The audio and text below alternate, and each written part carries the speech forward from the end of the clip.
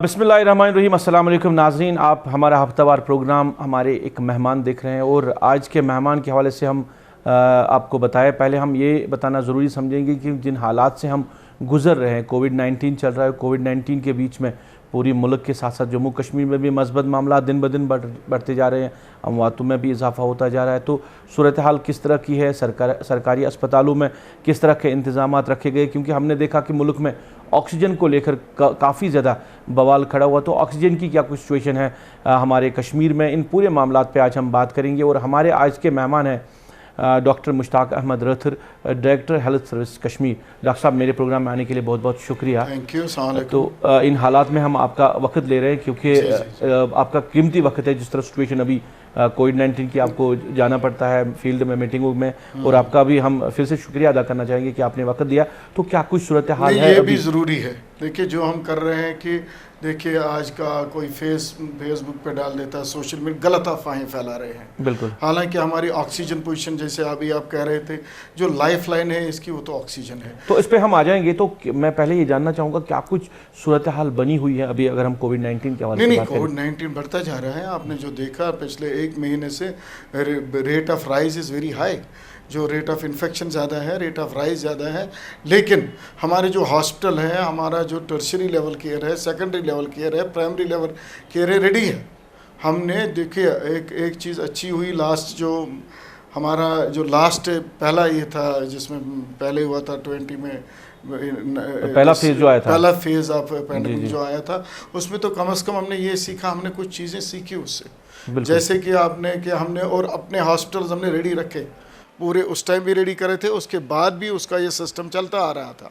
आज देखिए, आज हमारे हर एक डिस्ट्रिक्ट हॉस्पिटल में एक ऑक्सीजन प्लांट लगा, कहीं पे दो भी लगे, रैनावारी में जैसे 2 लगे, उधर कहीं के 2 भी लगे। तो पिछली तैयारियां ही चल रही थी कि हम रेडी हैं इसके लिए। Beds are available, oxygen is available and drugs are also available, तो मेडिसिन इज आल्सो अवेलेबल। मैं एक चीज़ जानना चाहूँगा, क्योंकि अभी वैक्सीन के हवाले से बात करें, क्योंकि वैक्सीन अब लोगों ने लेना शुरू किया है। जिस तरह वो रुझान बढ़ा, पहले लोग इससे काफ़ी दूर रहते थे, फिर हमने लोगों को समझाया। देखिए, मैं बोलूँगा कि ये जो वैक्सीन है, this is very very very effective. लोगों को वैक्सीन लेना चाहिए। हम आपको मिसाल देंगे अपने डिपार्टमेंट की, फ्रंट लाइन वर्कर्स की, पुलिस डिपार्टमेंट की। लास्ट टाइम हम जो देखने में आया था कि जो हॉस्पिटल में एडमिशन्स होते हैं, हालांकि पुलिस के बड़े सारे लोग जो एडमिट करने पड़े, जिनको बड़ी सारी कॉम्प्लिकेशंस हो गई, जिनको मोर्टेलिटी भी बड़े सारों को हो गई, लेकिन इस साल कोई उनका जो रेट ऑफ एडमिशन बहुत कम था। अगर किसी को लगा भी कोरोना हुआ भी, उसको बहुत शॉर्ट ड्यूरेशन के लिए हुआ, माइल्ड सिम्टम्स हुए, हॉस्पिटलाइज नहीं करना पड़ा, कोई कॉम्प्लिकेशन नहीं हुई। The only reason was vaccination. तो ये जो आप कह रहे हैं कि जो भी लोग अब वैक्सीन के बाद, अगर कोई किसी में माइल्ड, हमने देखा, फिर क्या 2 डोज लगाने के बाद भी या 1 डोज के बाद भी ऐसा? अगर 1 डोज, देखिए जब पहला डोज दिया जाता है, बहुत हद तक फिर प्रोटेक्शन आ ही जाता है। बिल्कुल। जब पूरे 2 कंप्लीट किएंगे तो 100% प्रोटेक्शन आएगा। इसके बाद माइल्ड जो होता है, देखो क्या होता है, अगर आपका वायरस आ गया, नाक में आ सकता है, माउथ में आ सकता है, इसमें कोई नहीं बचा सकता। लेकिन जो इसके बाद उसकी इम्यूनिटी काम करती है, जो अंदर से इम्यूनिटी पैदा हुई है वो काम करती है। ये तो एक कैरियर बन सकता है, लेकिन इसको खुद को बहुत माइल्ड डिजीज़ होती है अगर हुई भी। तो वैक्सीनेशन के बारे में जो मिथ्स है, इससे ये होता है वो होता है, कुछ नहीं होता। वैक्सीनेशन से आप देखिए लाखों में 10 लाख को हमने यहाँ भी आपने कहीं नहीं सुना किसी की खुदा ना खास्ता डेथ हुई, किसी को कोई खुदा ना खास्ता बहुत सीवियर कोई ऐसी प्रॉब्लम हुई कि उसको परेशानी होगी, ऐसा कुछ नहीं हुआ। और ये बहुत ही सेफ है। जो बाकी वैक्सीन्स है, जितना उनमें बुखार कभी चढ़ता है थोड़ा सा, या पेन हो गया एट द साइड, वो माइनर हर एक वैक्सीन के साथ होते हैं। डिस्ट्रिक्ट अस्पतालों की बात करें, वो इंफ्रास्ट्रक्चर हम बढ़ा नहीं सके अभी, क्योंकि कहीं ना कहीं लोग शिकायतें इस वाले से कर रहे हैं, क्योंकि हम देख रहे हैं कि हमें ज़्यादा रेफरल केसेस देखने को मिल रहे हैं। नहीं, वो देखिए क्या होता है। अगर कोई घर से, देखो हमने होम आइसोलेशन किया, होम आइसोलेशन कोई डायरेक्ट कोई आता है वो अलग बात है, कोई खुद जाता है किसी हॉस्पिटल में, उसको हमने एक फुल प्रूफ सिस्टम रखा था, जिसमें देखिए होम आइसोलेशन बहुत ज़रूरी है। अगर कोई भी पॉजिटिव आता है, उसको ऐसे ही घर में नहीं बैठना, डॉक्टर का कंसल्टेशन लेना है, डॉक्टर से फ़ोन पे बात करें, ऐसे दिखाए उसको। अगर वो एसिम्टोमेटिक है, उसको कोई सिम्टम नहीं है, उसने टेस्ट किया, वो पॉजिटिव आया, तो होम आइसोलेशन हो गई, लेकिन डॉक्टर के मशवरे से करनी है। होम आइसोलेशन में बहुत जो 2-3 चीज़ें ज़रूरी है कि उसको पूरा आइसोलेट होना है, किसी और फैमिली मेम्बर के साथ इन टच में नहीं रहना है, वॉशरूम अटैच हो तो ज़्यादा अच्छा है, ना हो तो सेपरेट होना चाहिए, और जो उसका खाना पीना है उस पर बहुत ध्यान देना है।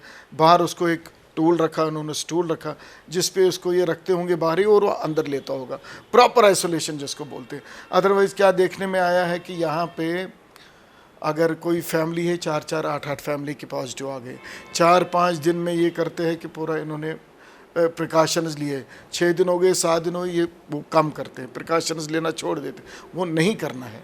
और इनको जो डिस्पोजेबल गिलास हो, डिस्पोजेबल प्लेट हो, उसमें दे दे। अगर कोई नहीं दे सकता कोई ज़रूरत, लेकिन सेपरेट रखे, ग्लव्स लगा के इनको सर्व करे, वापस उनको साफ़ करके ग्लव्स फेंक दे, और प्रॉपरली उसको हाइपोक्लोराइड से डिसइंफेक्ट करके प्रॉपर तरीके से डिस्पोज करें।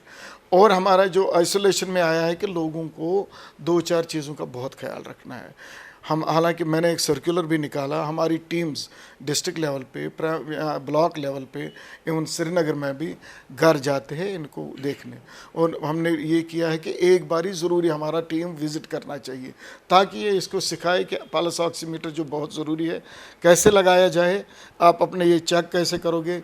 दिन में उनको 3 या 4 बारी टेम्परेचर चेक करना है, पल्स ऑक्सीमीटर से एक पल्स चेक हो जाता है, और उनको ऑक्सीजन जो लेवल्स होती है ब्लड में वो चेक करनी है। और फीलिंग, आज अगर उसका आज पहला दिन है, वो एक चार्ट बना हुआ है, आज अगर पहला दिन है, दूसरा दिन है, फिर वो ऐसे ही नोट करेगा इसमें कि हार्ट रेट क्या है, टेम्परेचर क्या है, फीलिंग आपको कल से अच्छा लग रहा है कि नहीं लग रहा है, बिल्कुल आप बेटर हो रहे हो नहीं हो रहे हो। और ब्रीदिंग, जो उसकी ब्रीदिंग है कम हो रही है ज़्यादा हो रही है, क्योंकि अगर ब्रेथलेसनेस स्टार्ट होगी 24 से ज़्यादा तो मॉडरेट केस बन जाता है, अगर उससे कम होगी तो माइल्ड केस से घर में ट्रीट किया जा सकता है। इन चीज़ों को मद्देनज़र रख के अगर किसी की भी ऑक्सीजन जो पल्स ऑक्सीमीटर 93 से कम दिखाए, उसको ज़रूरी एक कॉल करनी है, फिजिशियन को बोलना है, चाहे रात के 2 बजे भी क्यों ना हो, राउंड द क्लॉक हमारे ये जो कॉल सेंटर से ऑन है, जिस टाइम भी होगा उनको कॉल करके मशवरा लेके, अगर डॉक्टर को लगे वो एम्बुलेंस भेज देते हैं, फिर इनको वहाँ लगे तो वहाँ एडमिट करें, ज़्यादा सीवियर लगे तो रेफ़र करते हैं। डॉक्टर साहब, ये बातें तो आपने की आइसोलेशन, होम आइसोलेशन में, और एक चीज़ बहुत ज़रूरी है कि देखिए आजकल मैक्सिमम लोग घरों में बैठे हैं, खाने पीने का बहुत अच्छा ख्याल रखना है। 1-1 घंटे के बाद देखो इसको चाहिए, इम्यूनिटी बूस्ट होनी चाहिए, इम्यूनिटी बूस्टर खाना है, अच्छा खाना, अच्छी स्लीप, अच्छा रेस्ट, अच्छा मेंटल थॉट। अगर कोई भी ये परेशानी लेगा कि मैं कोविड है, उसकी इम्यूनिटी डाउन हो जाएगी। और पॉजिटिव रहना बहुत ज़रूरी है, अच्छा प्रोटीन लेना ज़रूरी है। अगर कोई नॉन वेज वाले तो मिले, मीट है, एग है, कोई अगर कोई वेजिटेरियन है उसके लिए पल्सेस है, सोया है, वो अच्छा खाना ले ले, 1-1 घंटे के बाद ले ले। अगर उसको जी चाहता भी नहीं है ज़बरदस्ती ले ले, लेकिन ले ले। और पानी पीने का, गर्म पानी ले ले, दिन में 2 से 3 लीटर तक ले ले, उससे भी आपका जो इंटरनल सिस्टम है, इम्यून सिस्टम है, बूस्ट हो जाता है। पहले फेज से लेकर अभी तक की हम बात करें, जो भी लोग अस्पताल में जाते हैं, एडमिट हो जाते हैं, वो कह रहे हैं कि रेस्पॉन्स डॉक्टर का सही नहीं रहता है। एक तो ये, दूसरा जो आपके सीनियर डॉक्टर्स हैं, चाहे हम मेडिकल कॉलेज के जो मुंसलिक अस्पताल है उनको लेकर, या आपके जो अंडर आते हैं जिला अस्पताल या बाकी, कि जो सीनियर डॉक्टर्स हैं वो कोविड पेशेंट को देखते भी नहीं है, जूनियर्स को फ्रंट लाइन पे देखिए आपका ना ये गलत बात है। लास्ट ईयर भी आप देखिए मैक्सिमम जो डॉक्टर्स इन्वॉल्व हुए, मैक्सिमम जो अगर डेथ्स हुई डॉक्टरों की हुई, उनके फैमिलीज़ की हुई, पैरामेडिकल्स की हुई, पैरामेडिकल के फैमिलीज़ की हुई, नर्सिस की, कोई हॉस्पिटल का मुलाजिम चाहे चपरासी से लेके HOD तक जो इफेक्ट नहीं हुआ, ये गलत बात है। क्योंकि जो ट्रीटमेंट प्रोटोकॉल पहले दिन का बनता है वो HOD ही बनाता है, एक प्रोफेसर ही बनाता है। अब ये लेवल्स है, और टीम जब जाती है वो पूरा किट लगा के जाती है। ऐसा नहीं है कि ट्रीटमेंट नहीं मिलता, बहुत अच्छा ट्रीटमेंट, बेस्ट ट्रीटमेंट है हमारे पास। जो हमारे डॉक्टर है कॉल सेंटर पे, आपने सेंटर पे कॉल किया और वो आगे वहाँ उसका अगर एडमिट करना है, उसके बाद एक टीम ऑफ डॉक्टर्स जाती है, बाज़ाब्ता जो प्रोटोकॉल जैसे उनको ट्रीटमेंट करना है वो स्टार्ट हो जाता है। फिर देखिए एक बंदे को हम 20 दिन लगातार 24 घंटे तो कोई काम नहीं करेगा, रोस्टर तो बनना ही बनना है। आज आपकी ड्यूटी होगी, कल मेरी ड्यूटी होगी, परसों उसकी ड्यूटी होगी। वो तो रोबोट नहीं है, he is also a human being, right. वो आपका 24 घंटे थोड़ी कोई आपके पूरा जी 10 दिन रहेगा, हो ही नहीं सकता, humanly that is not possible. जो रोस्टर सिस्टम बनता है उसमें ये है कि लगातार हम लोगों को सर्विस दें, विदाउट इंटरप्शन सर्विस दें। उसमें ये चेंजेस बहुत ज़रूरी है, क्योंकि अपनी एक कैपेसिटी होती है। मैं एक बंदा, आप हो, मैं हूँ, कोई कैपेसिटी है वर्क करने की। अगर हम स्ट्रेच वो ज़्यादा करेंगे तो उनकी एफिकेसी पे असर पड़ेगा, ट्रीटमेंट पे असर पड़ेगा। रोस्टर ड्यूटी के हिसाब से हर कोई डॉक्टर होता है, हर कोई नर्स होती है, हर कोई पैरामेडिक होता है। डॉक्टर साहब, कोविड के बाहर भी बीमार है, जो सीवियर बीमार है, जिनको डॉक्टर की जरूरत है, जिनको अस्पताल की जरूरत है, ओपीडीज को बंद रखा गया फिलहाल बड़े अस्पतालों में। हमने उस तरह का डेवलप नहीं किया हमारे डिस्ट्रिक्ट अस्पतालों को कि वहां पे हम उन बीमारों को इलाज दे सकें। मैं हर एक डिस्ट्रिक्ट में गया, आपने देखा, मैं कपवारा गया, मैं हंदवारा गया, मैं बारामूला गया, मैं सोपोर गया, मैं अनंतनाग गया, बिजबिहारा गया, मैं कुलगाम गया। हर एक डिस्ट्रिक्ट का हमने ये किया। हमने एक प्लान बनाया है, ऐसे थोड़ी है। जो हम पेशेंट को, चाहे नॉन कोविड हो या कोविड हो, सफ़र हम किसी को होने नहीं देंगे। अब आप देखिए, अगर कभी कोई ये वबा है और इसको जो टैकल करना है वबा की तरह ही करना है। सपोज़ कोई बीमार है, वो 4 दिन रुक सकता है, कोई सर्जरी है जो 8 दिन रुक सकती है, कोई सर्जरी है जो 1 महीना भी रुक सकती है, उसको हम अभी रोक के रखेंगे। हम अभी, अगर हमारा घर जल रहा है, पहले उसको बुझाओ ना, उसके बाद दूसरी तीसरी चौथी, फिर आएगा जी स्कूल जाना है, फिर आएगा खाना खाना है। इस टाइम वो सिचुएशन, पहली इंपॉर्टेंस उसको है जो जानलेवा ये पैंडेमिक है, हम इसके मुकाबला करें और इससे बचें। उसके बाद जो नॉन कोविड पेशेंट्स हैं, हर एक हॉस्पिटल में हमने कोई ना कोई सबस्टिट्यूट रखा। सपोज़ मैंने पुलवामा में कोविड हॉस्पिटल इसको नोटिफाई कर दिया। कोविड हॉस्पिटल, कोविड बेड रहेंगे, वहाँ ऑक्सीजन रहेगा, क्योंकि ऑक्सीजन इज इम्पॉर्टेंट। ऑक्सीजन वहाँ रहेगा, बेड्स रहेंगे, एक्स्ट्रा बेड भी लगा सकते हैं एज पर द कैपेसिटी। हमने क्या किया, एक इमरजेंसी यूनिट भी वहाँ अलग से रखा, क्योंकि कोविड और नॉन कोविड में इवन एंट्री भी अलग होनी चाहिए। साइंटिफिकली जो हम करेंगे, we are the technical people. या ऐसे नहीं मैंने हवा में बात कर दी कोई, हम तो टेक्निकल लोग हैं, हम टेक्निक से चलेंगे, हम साइंटिफिक जो लॉज हैं उनसे चलेंगे। हमने एक इमरजेंसी रखी, डायर इमरजेंसी कोई होगी तो एरिया के लिए फैसिलिटी है। रात को खुदा ना खास्ता कोई ब्लड हो, रोड ट्रैफिक एक्सीडेंट हो, कोई ऐसा कुछ हो, वो हमने अलग से वहाँ ही रखा। उसके बाद नज़दीक ही हमने उनका, और एक हम वो जो वहाँ पे है ना डिस्ट्रिक्ट हॉस्पिटल में, लास्ट टाइम भी हमने वो लिए थे नर्सिंग होम्स, ताकि हम ओपीडी वगैरह वहाँ देखें। ओपीडी में कोई प्रॉब्लम नहीं है, अलग से ओपीडी का भी इंतज़ाम है, देखते हैं। अगर कोई सर्जरी हो तो लास्ट टाइम हमने लिए थे वो जो नर्सिंग होम्स हैं, ताकि इमरजेंसी कोई सर्जरी हो अदर दैन कोविड, वो हम कर सकें। डॉक्टर साहब, आप भी जनाना अस्पताल श्रीनगर के हेड रहे हैं, आपने भी वहाँ की सूरत हाल देखी। Round the clock emergency hospital. आज की मैं बात कर रहा हूँ, वहाँ पे जो तस्वीरें सामने आ रही है, वहाँ पे सोशल डिस्टेंस नहीं है, बाकी चीजें। जब हम पूछते हैं, हम जिम्मेदारों से कह रहे हैं कि सर अभी भी रेफरल केसेस बहुत ज्यादा है, जिसकी वजह से हम पे दबाव ज्यादा है। रेफरल देखो, एक बात आपको मैं बोलूँ रूफ साहब, आप तो अभी हमसे छोटे ही हो। जो प्रेगनेंसी है, labour is always an emergency. अगर किसी की डिलीवरी होनी हो, वो हो जाएगी, इसको कोई नहीं रोक सकता। Labour is an emergency. मेरी आज भी लोगों से गुजारिश है, अननेसेसरी हॉस्पिटल्स में मत जाए, चाहे वो कोविड हॉस्पिटल हो, चाहे नॉन कोविड हॉस्पिटल हो। मेहरबानी करके मत जाइए। विजिटर्स खासकर ना जाए। अगर एक अटेंडेंट ज़रूरत है मुझे पेशेंट के लिए, 10 लोग क्यों आते हैं? उसको मिजाज पुरशी के लिए नहीं आना है।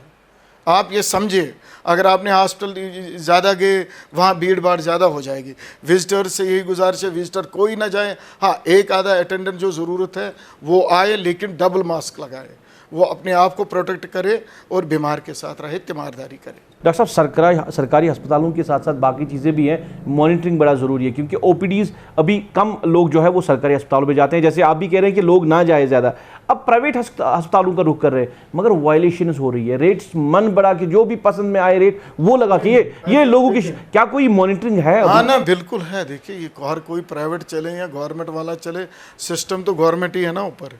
गवर्नमेंट के सिस्टम से जो भी इनके नॉर्मल रेट से, अगर किसी को भी कोई शिकायत है वो हमें बोले कि ये जी आज तक लेते थे, सपोज़ एडमिशन फ़ी ये 50 रुपीज़ लेता है, आज ये 200 लेता है, हमारी नोट्स में लाए। ऐसा कोई नहीं होना भी नहीं चाहिए, और अगर कोई करेगा उसकी कार्रवाई होगी एज पर लॉ। तो ज़िम्नन मेरे जहन में एक सवाल आया गोल्डन कार्ड के हवाले से। कई लोग ये भी शिकायत करते हैं सरकार ने हमें गोल्डन कार्ड दिया है, अब प्राइवेट अस्पताल वो उनको मानते ही नहीं। नहीं, आप देखिए, एम पैनलमेंट जो होती है ना, सपोज हमने यहाँ 10 यहाँ 50 प्राइवेट हॉस्पिटल्स है, उनमें सपोज हमने 40 का इम्प्लीमेंट 10 का नहीं किया होगा, that must be the reason. Otherwise जो जिसको एम्पैनल किया गया है वो बराबर ये फैसिलिटी देते हैं। अच्छा, जो क्वारंटीन सेंटर्स को बढ़ाने की बात की जा रही है, क्या कुछ ऐसा प्लान है? देखिए क्वारंटीन सेंटर्स को हमने एक, कल मैं लावेपुरा गया था, उधर हमने एक और बिल्डिंग अपनी ही रेडी रखी। वहाँ मैंने उनको बोला 30 बेड सब रखो, विद ऑक्सीजन रखो। अभी वो लगने नहीं है। यही सिस्टम मैंने अनंतनाग में किया, यही सिस्टम मैंने बारामूला में किया, यही सिस्टम मैंने दूसरे डिस्ट्रिक्ट्स में किया। हालांकि मेरे पुलवामा में अगर 100 बेड है, अभी आज का अगर मैं बोलूँ 50 ऑक्यूपाइड है, यहाँ 60 भी ऑक्यूपाइड है, 30 की और भी गुंजाइश है, लेकिन हमने उसके बावजूद और एक सिस्टम रेडी रखा। तो क्या तादाद बढ़ा रहे हैं आप क्वारंटीन सेंटर्स की? हम तादाद बढ़ा रहे हैं। आइसोलेशन सेंटर जिनको ऑक्सीजन की ज़रूरत हो, क्वारंटीन हम अब क्वारंटीन में यही है, जो होम आइसोलेशन है दैट इज़ देयर, और जो बाकी लोग हैं घर में एक इससे ना मिले, और बाकी रिश्तेदार भी उधर आए ना जाए ना, क्योंकि जो लास्ट टाइम हम क्वारंटीन कर रहे थे एडमिनिस्ट्रेटिव, उससे इफेक्टिव होम ही है, लेकिन प्रॉपरली होना चाहिए, डॉक्टर के टच में होना चाहिए। वो SOPs की बातें की जा रही है, तो ग्राउंड पे कहीं ज़्यादातर आपको मैं बोलूँगा गवर्नमेंट को वी आर ऑन टोज। अभी मुझे डुल्लू साहब फ़ोन कर रहे थे, रात के 12 बजे भी करते हैं, FC साहब, चाहे हमारे चपरासी से लेके LG साहब तक, हर कोई इज़ ऑन टोज। अब लोगों से मुझे एक गुजारिश है कि उनको रेडी रहना है, लोगों का हमें ताउन चाहिए। ये जो वबा है, इसमें एक चीज़ जो मुझे लगी, सस्ता आपका प्रिवेंशन है। एक मास्क, सैनिटाइज़र ना हो, soap and water, social distance, 3 चीज़ें इंसान को बचा सकती हैं इस वबा से। अगर आप देखिए लॉकडाउन होता है तो केसेस 100 होते हैं, लॉकडाउन खुल गया तो 1000 हो गया। ये क्या है? ये मेल मिलाप ही है ना, ये तो बंद करना है। जितना हम लोग SOPs का ध्यान दें, जितना SOPs पे लोग ख्याल, उतने एडमिशन्स कम हो जाएंगे, उतने लोग बीमार कम हो जाएंगे, उतनी कॉम्प्लिकेशन कम होगी, उतने लोग मरेंगे भी कम। ये बहुत ज़रूरी है। और SOPs आफ्टर वैक्सीनेशन, हमारे पास जो एक मैजिक चीज़ आ गई वो तो वैक्सीन है। वैक्सीन आ गया, आप प्रोटेक्टेड हो गए, लेकिन वैक्सीन से पहले भी, वैक्सीन के बाद भी SOPs का ख्याल रखना है। और यही एक चीज़ है जो हम लोगों से चाहते हैं कि वो SOPs मेंटेन करें, गैदरिंग्स में ना जाएं, मजबूरन अगर जाना हो तो ओपन में करें, और जितना काम हो जाए, जितना काम हो सके उतने लोग रहे, और वहाँ भी ये तीनों चीज़ें मेंटेन रखें। डॉक्टर, जनवरी, फरवरी और मार्च, तकरीबन फरवरी की बात करें, काफ़ी कम केसेस सामने आते थे, मस्बत मामला जो होते थे, अभी ये एकदम से अचानक से बढ़ गया। तो हर जगह क्या कुछ रीजंस क्या कुछ? इसमें देखिए, ये वायरल का जो साइकिल होता है, अपने हिसाब से चलते हैं। वायरल देखिए, इसमें आ गया नवंबर, दिसंबर, जनवरी, इवन फरवरी भी ठीक था, तो सेकंड लहर आ गई, दूसरा री इन्फेक्शन होने लगा। ये वाला जो ये ज़्यादा इन्फेक्शस है। पहले वाला आज हमने देखा कि एक ही फैमिली के 4 लोग पॉजिटिव आ जाते हैं। इसलिए इसमें ज़्यादा अगर हम ये हमें ऐसे लग रहा है कि ये ना मास्क एंड हैंड है, ये शायद कुछ नहीं, ये बहुत कुछ है। SOPs रखे, इनका ख्याल रखे और वैक्सीन ले ले। आई एम श्योर कि बहुत हद तक हम कामयाब हो जाएंगे, बिल्कुल इसको ख़त्म कर सकते। नहीं, बीच में ये बढ़ना क्या यही है कि एक तो शायद लोग भूल चुके थे, कोविड खत्म हो गया, एक तो ये भूल गए कि एक ये हुआ कि लास्ट टाइम हमारे UT में, J&K में मोर्टेलिटी मॉर्बिडिटी कम रही। अगर कोई इन्फेक्शन भी हो गया, उससे ज़्यादा बड़ी कोई कॉम्प्लिकेशन नहीं हुई, ज़्यादा लोग मरे नहीं। देखो, नेशनल या इंटरनेशनल एवरेज ली जाए 2 to 3 मोर्टेलिटी रेट, यानी कि आउट ऑफ 100 2 या 3 मर भी सकते हैं। हमारे यहाँ रहा, उससे भी कम रहा। यहाँ मोर्टेलिटी कम रही, मॉर्बिडिटी कम रही, लोग शायद वो गलतफहमी में रह गए, वो हमें कुछ होता ही नहीं है।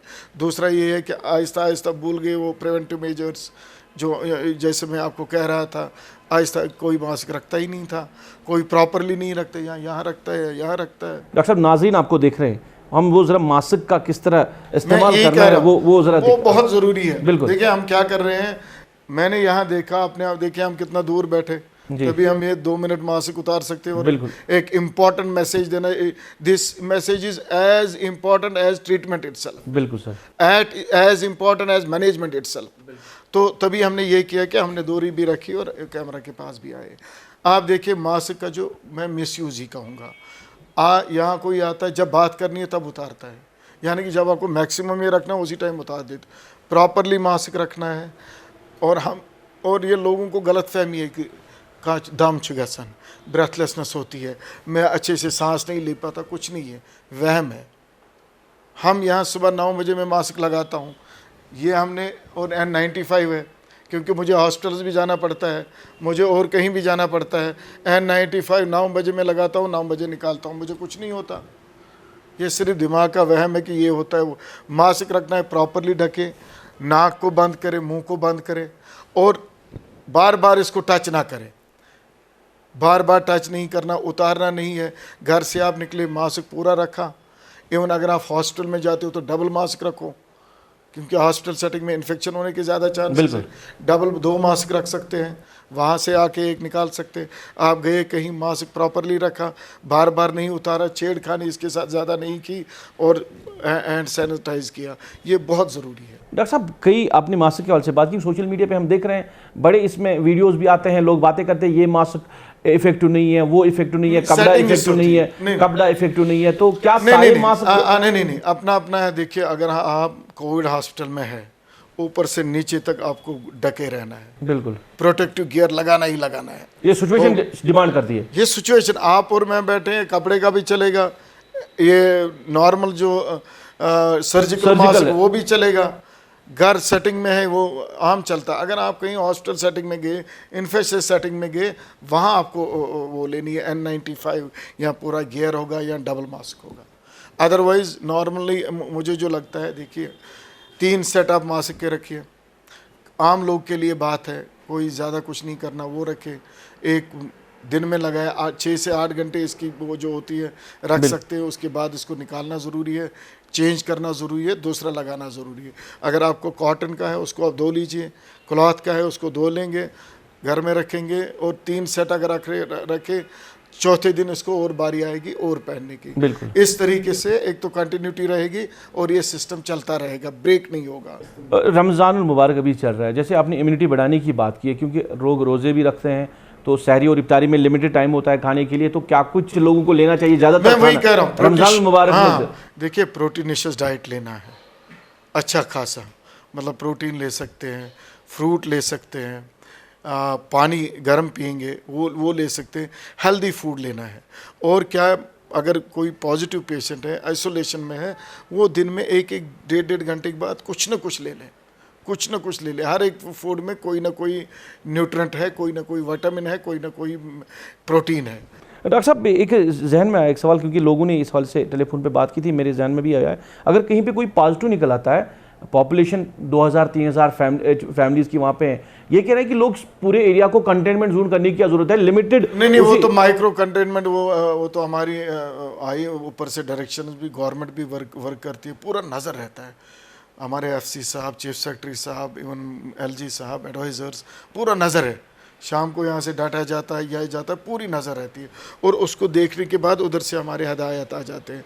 जैसे माइक्रो कंटेनमेंट आपने बोला, 2-3 मोहल्ले में होंगे, उसमें वही मोहल्ला एक हो जाएगा, पूरा वो हमने एरिया नहीं करना है, वही 3-4 घर हैं उनको हम कंटेनमेंट एरिया बनाते हैं, कंटेनमेंट एरिया। ऑक्सीजन के हवाले से आपने बात की, आप मुख्तलिफ अजला में गए, आपने सिचुएशन देख ली, क्या कुछ ऑक्सीजन की है? क्योंकि मैं ज़िला बड़गाम से ताल्लुक़ रखता हूं, और बड़गाम के लोगों ने भी ये बात शायद पहुंचाई है, मुझ तक भी पहुंचाई। मैं बड़गाम में ऑक्सीजन नहीं, आपको देखिए, बड़गाम के लिए हमने बहुत अच्छी फैसिलिटी छानपुरा रखी। छानपुरा में कल आपको लगने वाला है ऑक्सीजन प्लांट। बिल्कुल, oxygen plant manifold is already there जी। वहाँ ऑक्सीजन पाइप से मिलता है, और हमारे 35 बेड से, जिसको मैंने इनको बोला है कि हम 65 ये कर रहे हैं, वो डबल बेड स्ट्रेंथ करें, वो एक ऑक्सीजन फैसिलिटी रखी है विद पाइपिंग। इसके बगैर 2-4 जगह हमने बल्क सिलेंडर्स रखे हैं, ऑक्सीजन कंसनट्रेटर्स रखे हैं, जो 10 लीटर के भी हैं और 5 लीटर के भी है। इन केस ये 2 फैसिलिटीज़ के बगैर भी अगर किसी को टर्शियरी केयर लगे, उसको हम SMHS। दूर दराज इलाकों में वैसे PHC सेंटर्स हैं, वहाँ पे भी शायद रखने की, क्योंकि जरूरत पड़ सकता है। देखिए हमने क्या किया है, एक तो हो गया central level, suppose district hospital है, अनंतनाग में देखिए वो भी है, यहाँ देखिए डिस्ट्रिक्ट लेवल भी कवर है। उसके बाद हमने सब डिस्ट्रिक्ट में देखा, अगर सब डिस्ट्रिक्ट हॉस्पिटल को नहीं तो उसके नज़दीक एक PHC है, उसको हमने बना दिया। कहीं जगह पे हमने सर्च डिस्ट्रिक्ट को बनाया, कहीं हमने न्यू टाइप PHC को बनाया, लेकिन फैसिलिटी हमने रखी। अब ये देखते हैं कि सेकेंडरी लेवल और प्राइमरी लेवल, हर एक सिस्टम की लेवल होती है ना। जो माइल्ड मॉडरेट होगा वो घर में रहता है, उससे थोड़ा जो सीवियर होगा वो वहाँ इमीडिएटली आएगा जहाँ हमने ऑक्सीजन रखा है, ऑक्सीजन देके वो घर जाता है, ठीक है। उससे ज़्यादा सीवियर होगा तो डिस्ट्रिक्ट लेवल पे आ जाएगा, उसको हाई फ्लो भी वहाँ मिलता है, पूरा जो पाइप से ऑक्सीजन मिलता है, हाई फ्लो मिलता है। और अगर उससे ज़्यादा लगे कोई कॉम्प्लिकेशन, फिर टर्शियरी लेवल में आ जाता है। डॉक्टर साहब, एक हसास मामले पे हम बात करें, एक हसास इशू है ये, तो लोग आपको देख रहे हैं, मैसेज क्या देना चाहेंगे as a director health service Kashmir, as a doctor, आप लोगों को कि कैसे बचा जाए कोविड-19 से और क्या कुछ करने की आपकी मैसेज बड़ी इंपॉर्टेंट है। देखिए, मेरी मैसेज ये, पैंडेमिक आए हैं, पैंडेमिक गए हैं, ऐसा नहीं है कि ह्यूमैनिटी में और पूरे वर्ल्ड में कभी नहीं आया। और अगर कोई इससे पहले आया तो उतने प्रिपेयर नहीं थे। 100 साल पहले जो मेडिकल सिस्टम था आज उससे बहुत ज़्यादा, बहुत ऊपर है, बहुत ज़्यादा फैसिलिटीज़ है, बहुत ज़्यादा साइंटिफिक नॉलेज है, बहुत ज़्यादा टेक्निक्स है जिससे हम बचा जा सकता है। मेरी लोगों से यही गुजारिश है, पहले वो ये छोड़ दे दिमाग में, हमारी गवर्नमेंट पूरी तैयार है, वो पॉजिटिव रहे, ये भी जाएगा, इसको नहीं रहना है।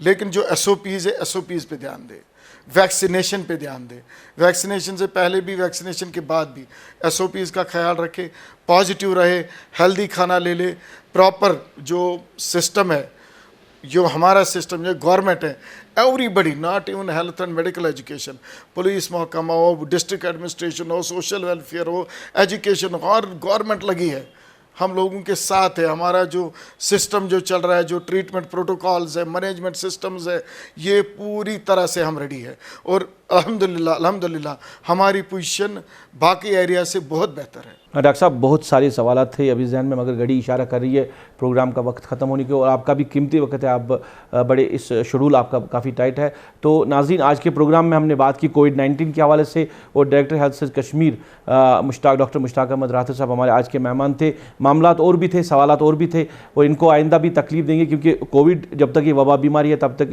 इनसे इंटरेक्ट रहना ही है, बात तो ज़रूर इनसे करनी है और बात लोगों तक भी पहुँचानी है। तो आज के प्रोग्राम में बस इतना ही। मुझे मेरी पूरी टीम के साथ, मेरे कैमरा पर्सन आबिद कादिर, समीर वानी और मेरे ऑनलाइन एडिटर खालिद मुश्ताक के साथ इस वादे के साथ दीजिए इजाज़त। आप अपना ख्याल रखेंगे, हमें अपनी दुआओं में याद रखेंगे, और SOPs और गाइडलाइंस का भी भरपूर ख्याल रखेंगे।